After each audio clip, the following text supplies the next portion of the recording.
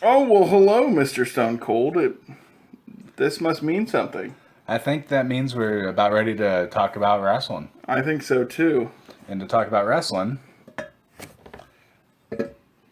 need a beer. Thanks, Stone Cold. Thanks. Well, yeah. We have quite a bit to talk about today as far as wrestling goes. Where do you want to begin, Raw? That sounds like a logical place. Raw, speaking of the beginning, Raw had a hell of a beginning this week, didn't it? Yeah, Raw was interesting at the very beginning. At the beginning only. Because as we found out, and if you fast forward through this, when you get to the end, you'll find out that nothing happened on Raw, except for a couple different things that we will talk about. Biggest thing at the beginning was we actually talked about Roman and his suspension. I'm very surprised that Seth... Well, I'm not surprised Seth did, but I'm surprised WWE allowed Seth to comment on it at all. Yeah. And this tells me kind of what we were talking about before last week.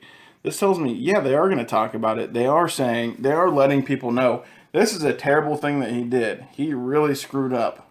So I am kind of cemented in saying, in my whole opinion of saying, I don't think Roman gets to keep his push. I don't think he keeps his status of being the guy. Let's hope he comes back and they let him, like, they kind of do the Triple H thing with him after the curtain call. Oh, yeah. Okay. Triple H was in a like where he jobs a little bit, are you saying? yeah, he was in a great position with the company at the time of the curtain call. And then, he's further along than Triple H was at that time. Should we talk about the curtain call in case people don't know? Sure. Okay, so the curtain call, there's four guys that are in the clique. You've got Kevin Nash, you've got Scott Hall, who was Razor Ramon at the time. Yeah, Razor Ramon. You've got Shawn Michaels, and you have Triple H. Razor Ramon... And X-Pac, but he was hurt. Yeah, he was hurt. And Razor Ramon and Kevin Nash were leaving the company for their rival, WCW. Was it in their last match altogether? It was their last match with the company at Madison Square Garden. And they were bad guys. Yes. So after the match was over, they had what was called the curtain call, where all four of them grab arms and they're like, yeah, and there's the one video you can see of it is this kid that's recording it somehow out. Yeah, with a potato or something. Yeah, and you just hear him going, yeah, yeah, and just freaking out about it, like I would have probably been doing if.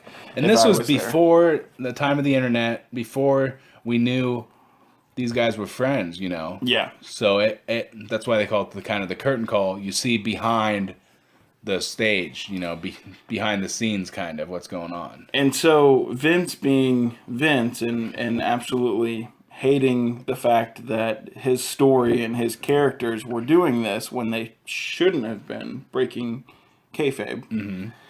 Mm-hmm. Somebody had to pay for it. And the two guys that were leaving obviously couldn't pay for it. And Shawn Michaels was... He was the champion. He was the face of the company. Yeah, he was the champion. He wasn't going to pay for it. Somebody had to pay. So it was Triple H. So like we were getting at, he was supposed to win King of the Ring. Yes, that year. You're absolutely right and, about that. Stone Cold ended up winning because of that. Was that the same year? Yes. Oh my God! Without the curtain call, we wouldn't have Stone Cold. Man, oh man.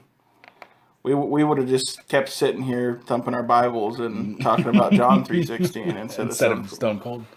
Yeah. Jeez. Instead of Austin 3:16. Man. So I actually never put those two together. I forgot that those two happened at the same time as much as I watch wrestling. But yeah, he just jobbed out for a while. So you think that Roman will do the same thing? I don't know if he's going to job as much I don't think his punishment will be as severe. But I'm with you. He doesn't get to keep his push that he had. Okay. He may be doing mid-card stuff or upper mid-card stuff for a while, but I don't think he gets to be back in the title hunt right away. But it's crazy that they're keeping him in the triple threat match. If it was me, I would have, because you make SummerSlam bigger next month. kind of like with Raw, you had John Cena come in and you had AJ Styles come in wanting to be part of the match. I would have had both of them win their matches. And Roman's kicked out. Make it a fatal 4-way. So you keep the little dispute between Dean and Seth going. Yeah. And you keep Cena and AJ's going. Dean, I would let Dean win and have him hold on to the title. So then, and probably AJ screwed Cena out of winning. That's the way you do it, actually, in my book. Cena was gonna pin Ambrose. That's the way I would have done it. Cena was going to pin Ambrose, but AJ does something. Maybe the club does something and screws him out of it. So then Ambrose retains somehow or another, and then you get your Shield triple threat later. If you're gonna do it, maybe wait till WrestleMania is what I'd rather do. They want to have their Shield triple threat, and they want to give the fans what they want, but WWE doesn't have the greatest timing. No, I know that's what I'm getting at is if you hold off another month, then we don't just get to the first time we see Roman will be at the pay-per-view in the match when he comes back. I'd rather give him time to kind of like turn into a dick bag. I don't think this ends at Battleground. The Shield thing? No, I don't think it no, ends at absolutely Battleground. not. No, it's not. I hope and pray that when Roman comes back, he's got this chip on his shoulder. Yeah. And he's the heel. Right. Just dick bag is what I'm saying. Yeah. Dick bag Roman. That's hashtag dick bag Roman. Yeah. That's what I would like to see him be. I want to see him come in, and I would rather, and this is just because I've been wanting a Shield triple threat main event for WrestleMania. I don't want to see it at SummerSlam. I would rather the Shield guys, and this goes back to the brand split, I'd rather after this match happens, if it does happen the way it's supposed to, Dean retains and they get split up to where they can't really have it until later on. Speaking of the brand split. Speaking of the brand split, the biggest thing, even bigger than Roman for me, I started noticing while I was watching it, and I kind of confirmed on the dirt sheets later on. Dean Ambrose has only been called the WWE Champion. He has not been referred to as, rightfully, the WWE World Heavyweight Champion. Talk about that. Yeah, it's pretty telling that they haven't used the full title of the title. Because it's not just when they talk, when they say it out loud. It's on the advertisements. Yeah, the advertisements, the logos. They've taken out, normally when you see the tail of the tape, or whatever, you have them next to each other. Yeah. It says, World Heavyweight Champion. It says the but symbol. But now it has the WWE symbol. It did before. Didn't it have the symbol and it said World Heavyweight Champion? Yeah. Now it's just the symbol champion. Yes. So that's pretty telling that they are going to bring another title, another heavyweight title. Do you bring a completely brand new title to the picture, or do you do what I want to happen and bring back the World Heavyweight Championship? I don't know. You'd have to bring Flair in for that, right? Since they retired it and gave it to him. That's not actually what happened.